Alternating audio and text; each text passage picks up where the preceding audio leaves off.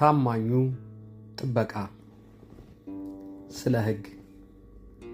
አንድ ንጉሥ በጣም የሚወደው ፈረሱን በቤተ መንግሥት ቅጥር ግቢ ውስጥ እየጋለበ ሳለ የቤተ መንግሥቱ ጥበቃ አስቆመው። ጌታዬ፣ በዚህ መንገድ ላይ ፈረስ መጋለብ በሕግ የተከለከለ ነው፣ እባክዎ ይውረዱ አለ። ንጉሡ በመጀመሪያ ተቆጣ። ነገር ግን ወዲያውኑ ሐሳቡን ቀይሮ ከፈረሱ ወረደ። አጃቢዎቹም እንዴት ንጉሡን ታስቆማለህ? አንተ ለንጉሡ አትገዛም እንዴ? ብለው ዘበኛውን ሊቀጡት ፈለጉ። ንጉሡ ግን እንዲህ አለ፣ ይህ ዘበኛ እኔን ካለማክበር ሳይሆን እኔ ላወጣሁት ሕግና ሥርዓት ከመገዛት ነው ይህን ያደረገው።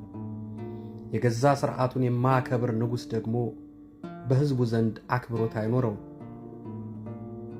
ይህ ሰው እውነተኛ ጀግና ነው በማለት ሸለመው።